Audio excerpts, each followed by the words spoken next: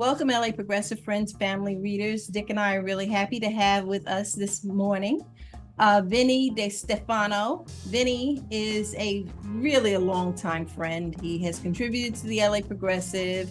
We serve on a couple of boards together, and so we know Vinnie very well. But somewhere along the line, in the years that we've known him, he became first he volunteered along with us in the defense of Julian Assange, and then he began to work for the defense of Julian Assange. And that's why we've invited Vinnie to join us today, because yesterday, Julian Assange was finally freed. And we're all delighted to hear that news, but we want to get some more details. So Vinnie, you must have been really busy over the past 24 hours. I work with people all around the world, not only with the Assange Defense Group, but Amnesty International, Reporters Without Borders, a host of organizations that have been lobbying on behalf of securing Julian's freedom. So yesterday was a red letter day, a day of tears, of joy, of happiness. And it is a very interesting turn of affairs. I will be quite frank with you. Although I presented a very optimistic face to the world, I was very pessimistic. My greatest fear is that Julian would die in prison.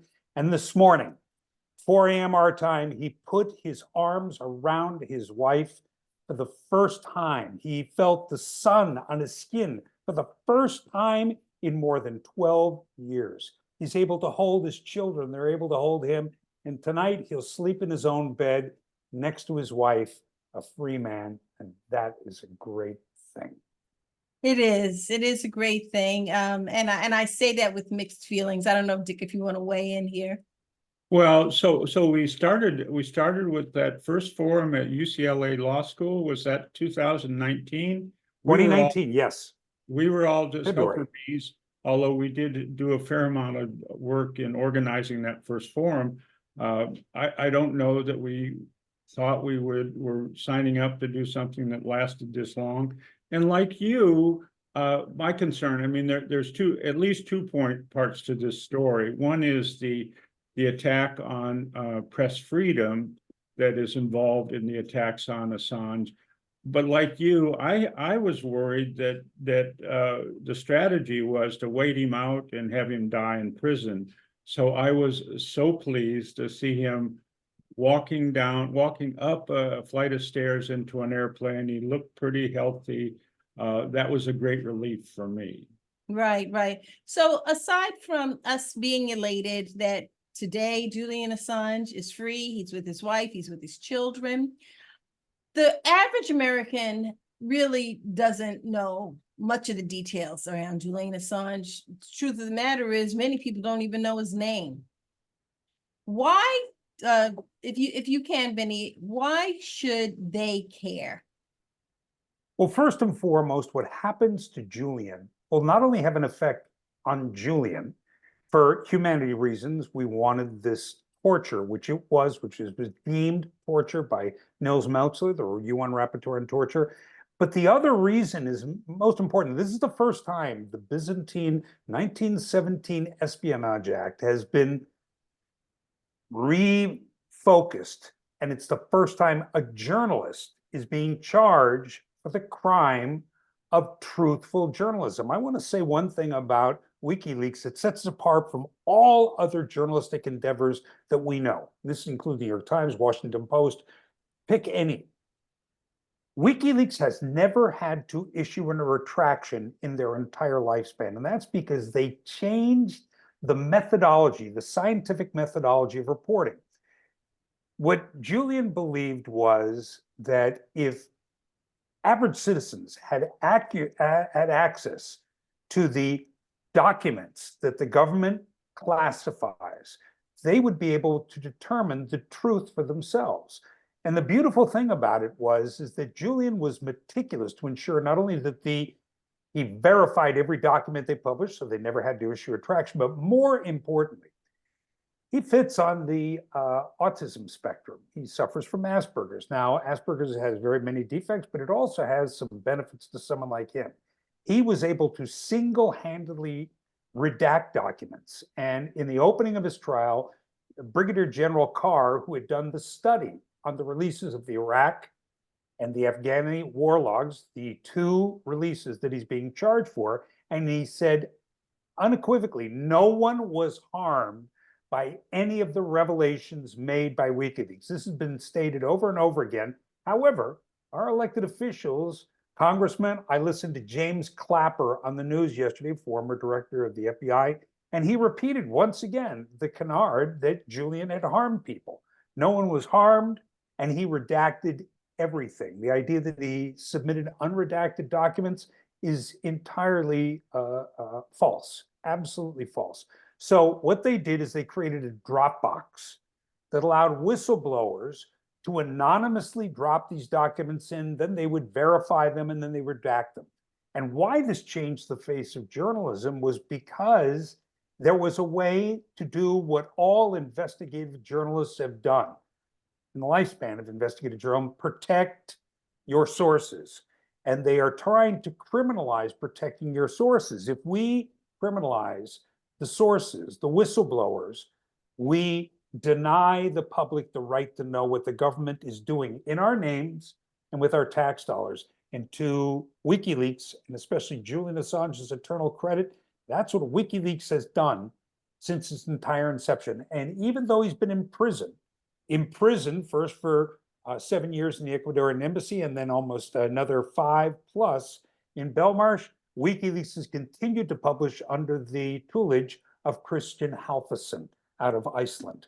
And hopefully, Vinnie, I think it's I've seen the press reports and mainstream media reports, and as you say, I mean, they're reiterating information that's been refuted. And one journalist after another will say, well, he's not really a journalist. He didn't show up to the press club and have martinis. And and he was charged with this crime in Sweden. And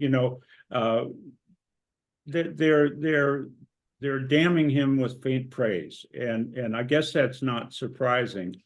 But what is there's still a great threat to the freedom of the press because he took a plea. And so what's the issue around that?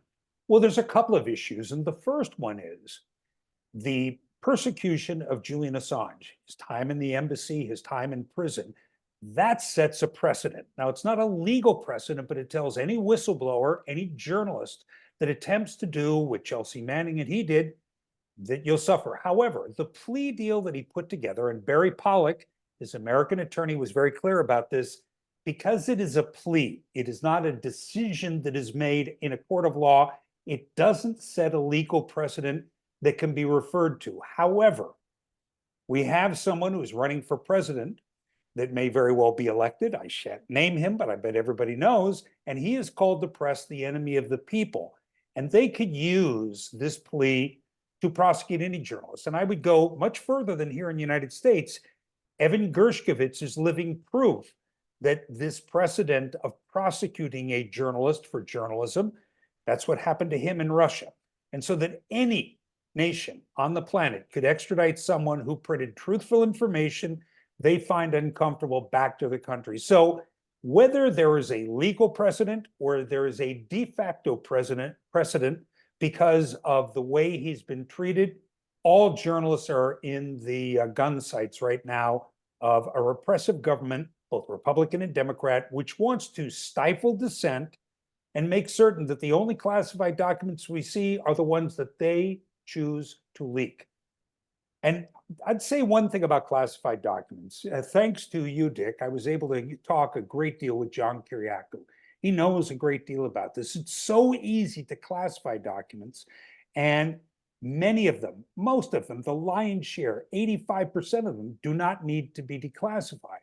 Now, the nuclear launch codes, the names of undercover operatives in foreign countries, these things need to be protected because of the danger they impose. However, most classified documents that the government wish to hide, they're revealing malfeasance, crimes, rising to the level of war crimes that the government or large businesses, because Julian Assange and WikiLeaks have been equal opportunity outers of crimes and misdemeanors, they don't want them to see the light of day. And that is not state security. That is covering up crimes. And probably the best example of this, the one that put him in the hot seat, was the collateral murder video. It's a video that shows 11 unarmed citizens being gunned down by an Apache gunship.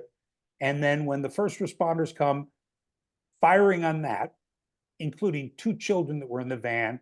And when the US forces showed up, one of those half tracks drove over, severing a body in half. Now that video shows verifiably 3 war crimes that were committed by our troops. 2 Reuters reporters, and Reuters was very interested in what happened. The government, the US government, lied to the Reuters news organization saying there wasn't a video. And they were doing an investigation, but they hadn't gotten anything. Because Chelsea Manning saw it and released it to WikiLeaks, the world saw it, and it is a chilling video. Thank you for sticking around. If you like the LA Progressive content and the discussions we have here, please consider clicking the subscribe button below and also give us a thumbs up. That helps to grow our audience by feeding the algorithm, which helps to get this content in front of more eyes.